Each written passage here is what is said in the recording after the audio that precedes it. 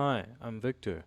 For the last three videos, we have been working on a single number line, one dimension left and right. So today we're level up to two dimensions. So what you see right here is this is called the Cartesian plane, and this is going to be the foundation of every graph you will ever draw in a.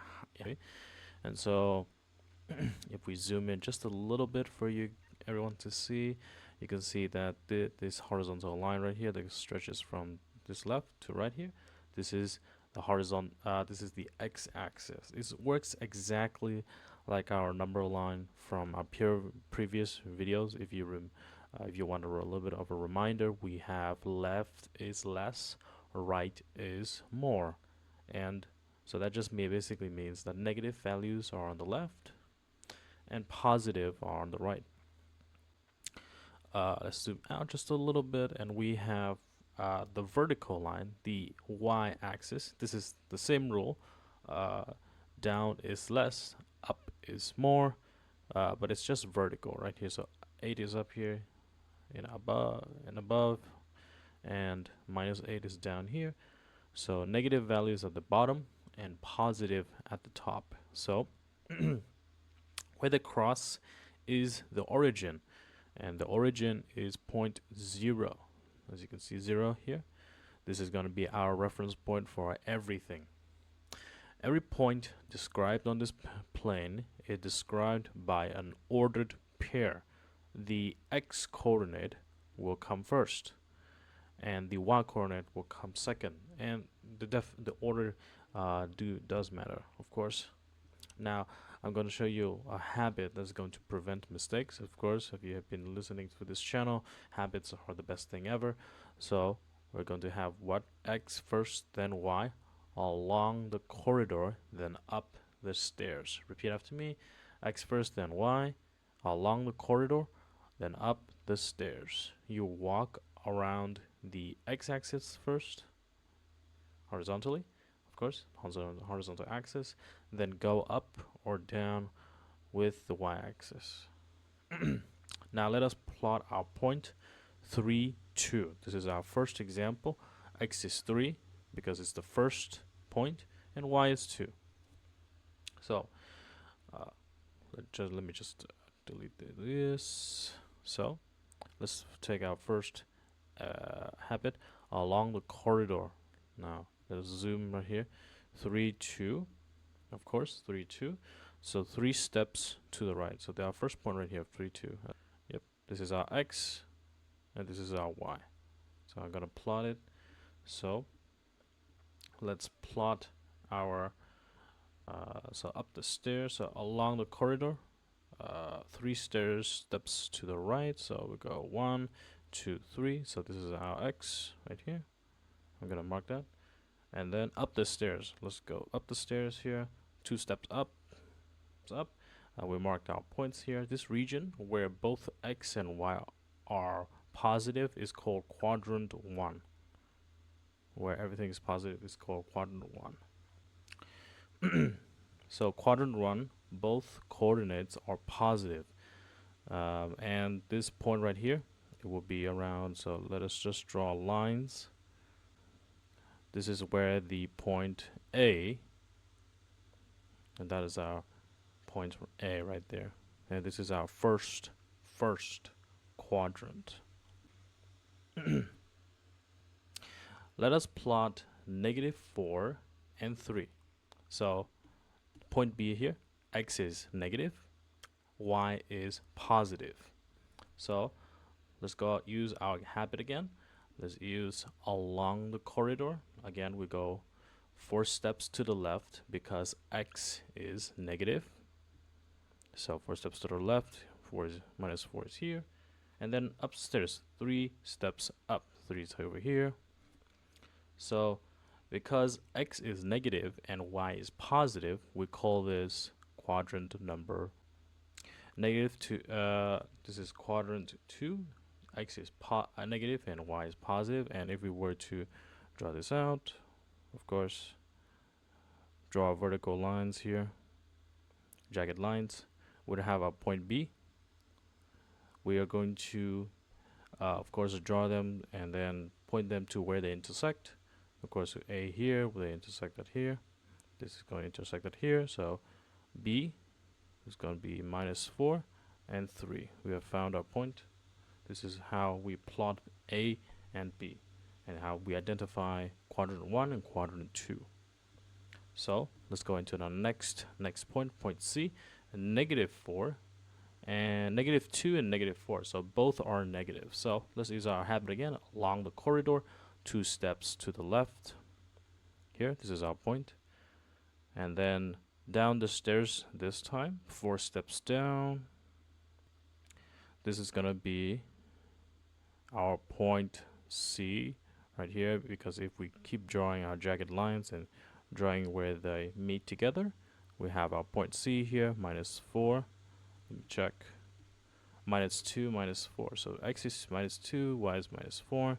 So -2, -4. It's a little bit ugly here. That's fine.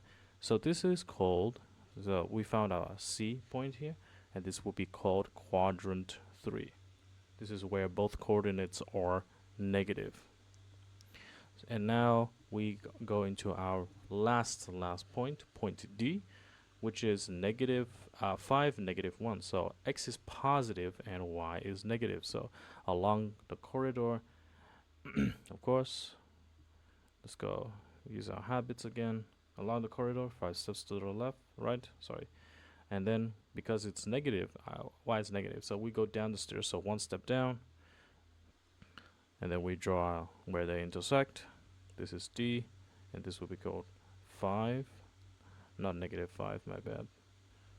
And -1. We found our point. This is called quadrant number 4. X is positive and y is negative. The quadrants go counterclockwise. So Q1, quadrant 1 top right, quadrant 2 top left, quadrant 3 is in the bottom left here, and quadrant 4 is the bottom right. Okay, so let us just zoom that out here to get a more general look into this. Now let us connect points to make a straight line. We're going to be using the function y equals.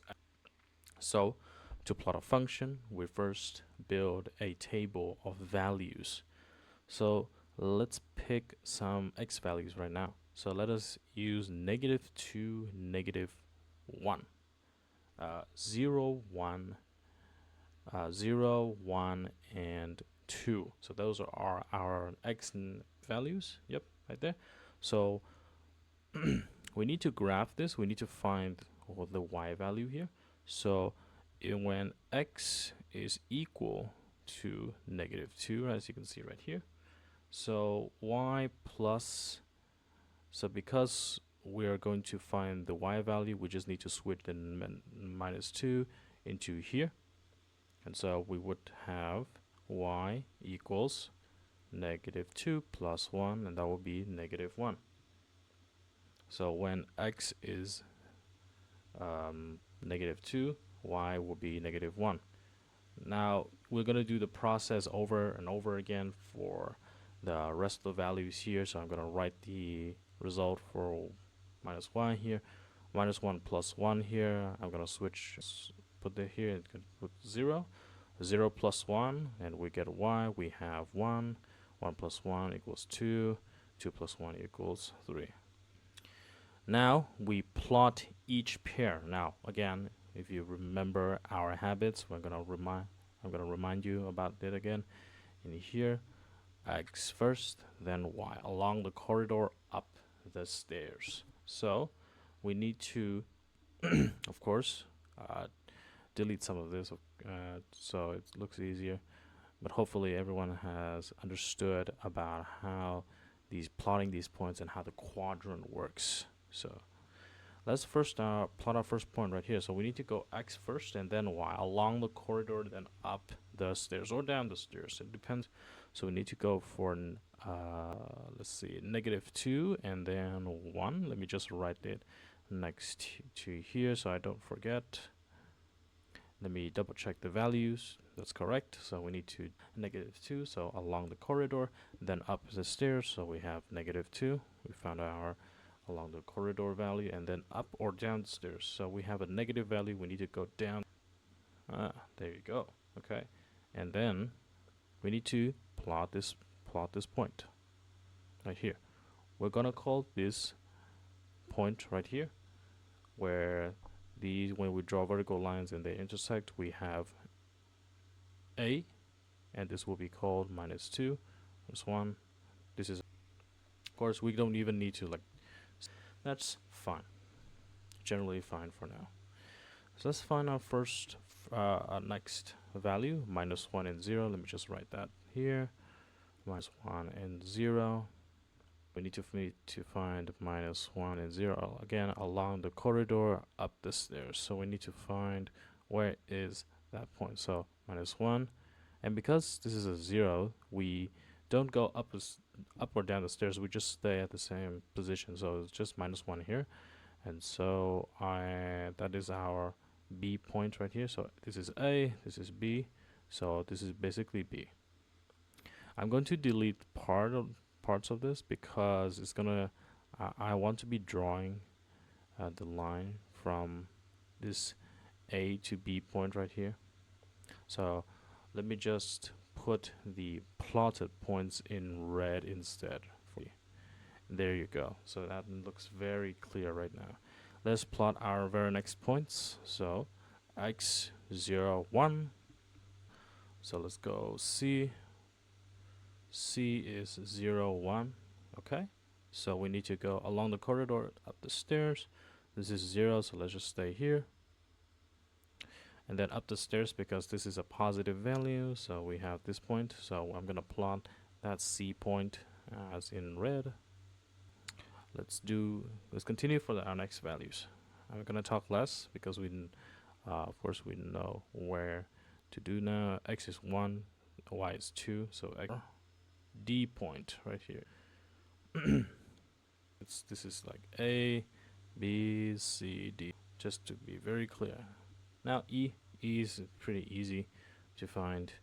I'm gonna be speed running this a little bit quickly. So this is basically E, because we have the plotted points, the values of x, which is 2, and the positive values of y will be 3 here, and if you plot them out, they will be around here. And so let us draw this line. Because we are plotting a graph is a line basically, and so this graph is going to go through all of the red values that we have found here. So we just need to draw like a blue or a green line, it doesn't really matter, through all of these points. So let's just draw. I'm not the best at drawing, of course, but first time for everything. What am I saying? Okay, that should be the line. It can be straighter, of course, and yeah, I should be using some kind of tool, but actually let's just do that. Yeah, let's just do that instead, because why do we need to settle for a bad line when we can have a perfect line like this? That looks great now. So we have found our graph. This is basically how to plot the graph here, and we're going to annotate this as y equals x plus 1. Why? Because we have been doing this 2 examples together. We've been finding the graph together, and so every single point on this line satisfies the equation of x equals y equals x plus 1. So sorry for that. So to recap, today's habit, of course, is x first, then y, along the corridor, then up the stairs. Never reverse this order. If you plot y first and x second, your point is going to land at the completely wrong place. So say it to yourself every time you plot a point, until it becomes automatic, basically. Left is less, right is more. Again, a little bit of a reminder. Up is more, down is less, or down is less, up is for the horizontal and vertical axis here. And of course, our classic habit, when in doubt, draw it out. Drawing this will make it so much easier. Of course, you're doing it. You're drawing graphs as well. Yes. Okay. So in the next video, we'll be solving equations using the balance beam model, and that will be the end for this Cartesian plane video. I'll see you there. Thanks for watching.